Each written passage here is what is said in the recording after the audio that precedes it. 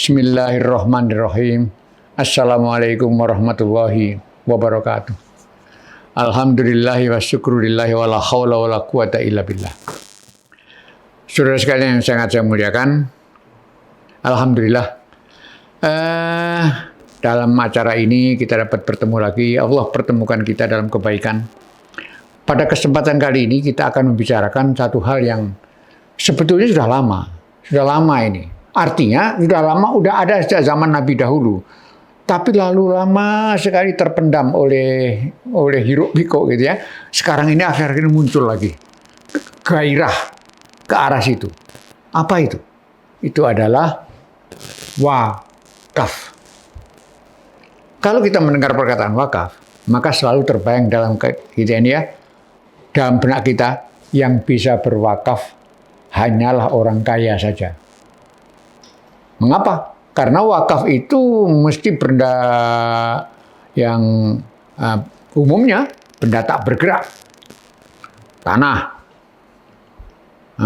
rumah, padanya bangunan, begitu.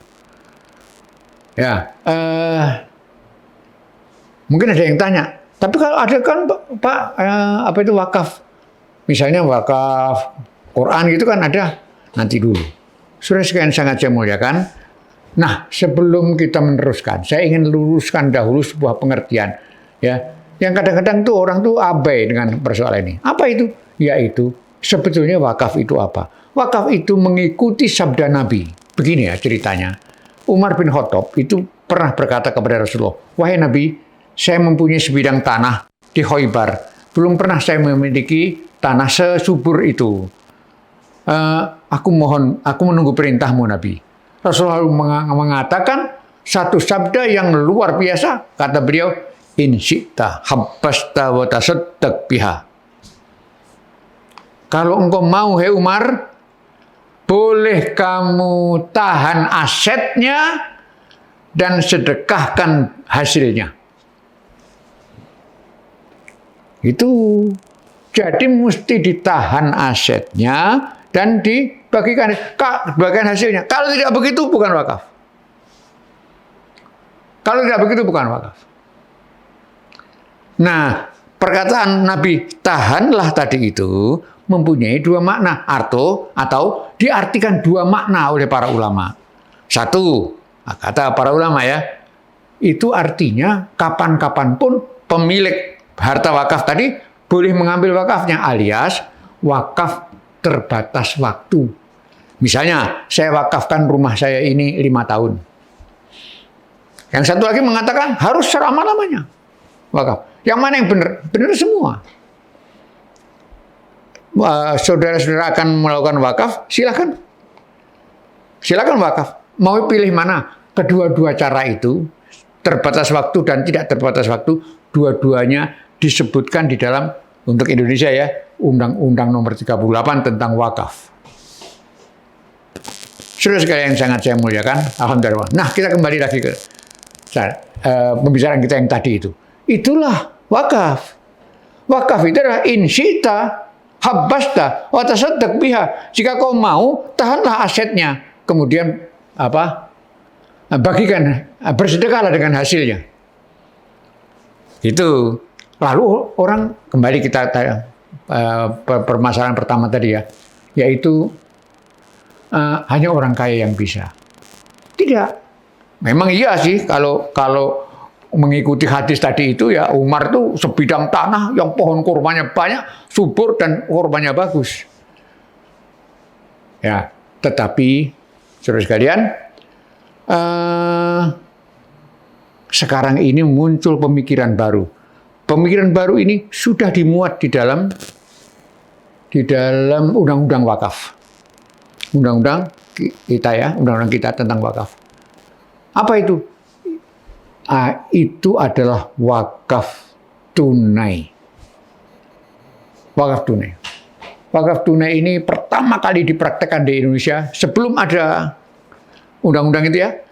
Itu oleh Bank Muamalat, namanya Waktumu. Waktumu itu wakaf tunai muamalat. Dulu, tahun 90-an. 95 barangkali.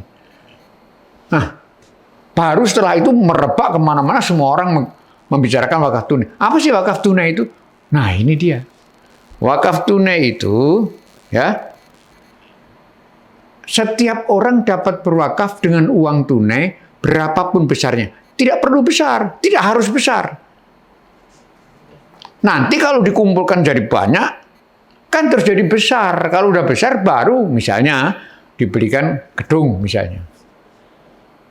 Itu.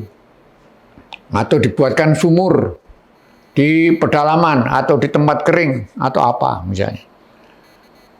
Dengan kata lain, wakaf tunai ini memungkinkan orang semuanya untuk ikut berwakaf. Walaupun sedikit bisa. Persoalannya sekarang, apakah dibenarkan itu, Pak? Apakah Nabi pernah melakukan wakaf tunai? Jawabannya tidak pernah. Namun, revolusi yang dikumandangkan oleh Imam Malik bin Anas, saudara sekalian, ya Imam Malik itu salah satu imam mazhab ya, tentang beliau mempopulerkan metode istimbat yang disebut maslahah mursalah. Masalah itu ada 3. Maslahah ya, maslahah mu'tabarah, maslahah mulghah, dan ini maslahah mursalah. Masalah mu'tabarah itu adalah maslahah atau kebaikan yang diakui, dibenarkan oleh pembuat syariat. Pembuat syariat itu adalah Allah. Misalnya, saya bekerja baik-baik, lalu saya mendapat gaji. Nah, gaji itu maslahat yang mu'tabarah, dibenarkan. Yang kedua adalah maslahat mulghah, maslahat yang tidak dibenarkan. Apa itu? Saya berjudi. Jadi perjudian tadi saya menang misalnya. Lalu kan ada duit, saya bisa berbuat baik dengan itu. Itu maslahat juga, tapi mulghah tertolak. Maslahat yang tertolak. Nah, yang terakhir adalah maslahah mursalah.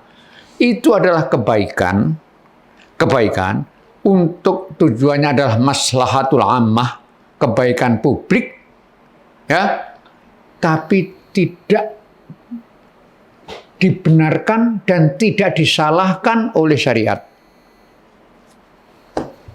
Alias didiamkan oleh Allah dan Rasulnya. Itu. Nah, seperti apa bentuknya? Macam-macam. Beberapa contoh saja ya. Zakat produktif. Enggak pernah Rasulullah dahulu menspesifikasi zakat itu 2, konsumtif, produktif. Enggak pernah. Orang sekarang berpikir, ya, dengan metode masalah mursalah ini, maka kita lakukan itu. Juga wakaf tunai ini. Wakaf tunai itu.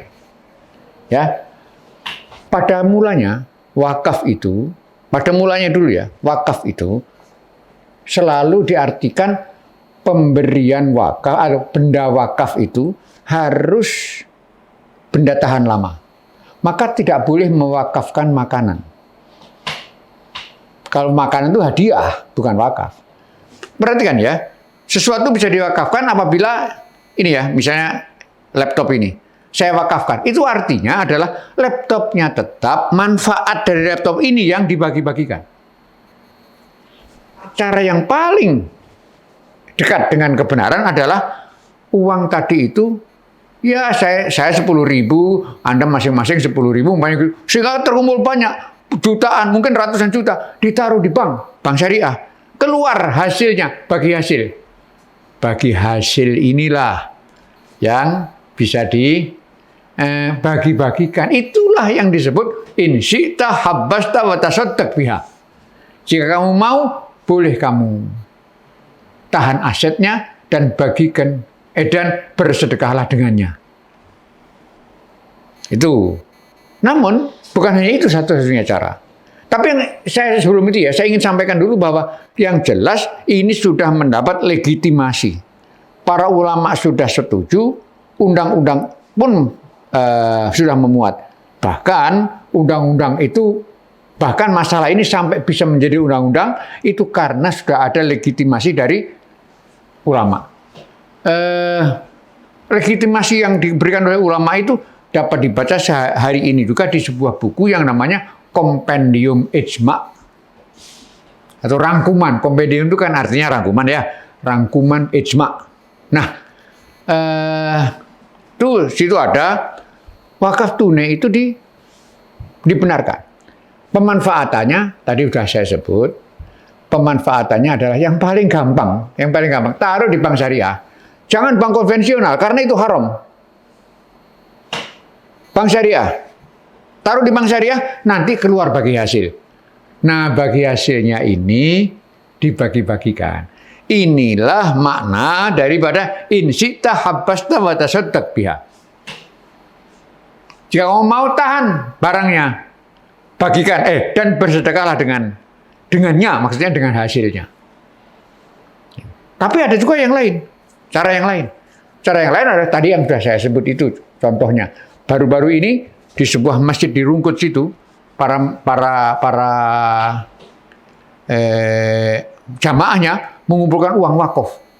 Ya, wakaf tadi itu lalu dibawa ke Palestina, di sana dibikin sumur. Karena 95% air di Palestina sana itu tercemar oleh Israel. Nah, lalu dibikin itu. Hebatnya adalah sumur itu ditulisi dengan tulisan bahasa Indonesia. Sumbangan wakaf wakaf sumur dari jamaah Masjid Rungkut Jaya Surabaya. Begitu tulisannya. Nah, pakai bahasa Indonesia begitu tulisannya. Saya punya fotonya.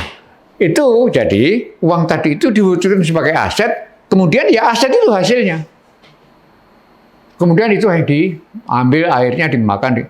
Ini mirip atau sama dengan sumurnya Sayyidina Utsman. Bukankah Sayyidina Utsman pernah berwakaf sumur ya di desa namanya Raumah. Itu satu sumur. Nah, namun demikian ya, yang paling dari dua cara tadi itu, yang paling baik adalah cara yang pertama, yaitu uangnya tetap ada, kapanpun ditanya uangnya tetap ada. In syi'ta habbasta wa tasaddaq biha. Jika kamu mau, boleh kamu tahan barangnya. Jadi utuh, barang itu utuh. Kalau saya bersedekah rumahnya utuh terus. Kalau saya bersedekah uangnya utuh. Hasilnya yang disedekahkan, yang dibagi-bagikan, ya. Baiklah, saudara semua yang sangat saya muliakan, mudah-mudahan uraian pendek ini dapat mendorong kita untuk lebih bersemangat berwakaf. Wakaf itu salah satu bentuk amal jariah. Nanti kalau saya mati, saudara mati, akan ada terus-menerus aliran pahala yang terus-menerus selama benda wakaf kita itu masih ada. Berwakaflah sekarang. Dengan uang bagus, dengan aset bagus. Manapun yang dimudahkan Allah bagi kita. Mudah-mudahan Allah terus merahmati kita dan memudahkan langkah kita. Subhanakallahumma bihamdika asyhadu an la ilaha illa anta astaghfiruka wa atubu ilaik. Saya Suherman Rosidi dari Fakultas Ekonomi dan Bisnis Universitas Erlangga. Assalamualaikum warahmatullahi wabarakatuh.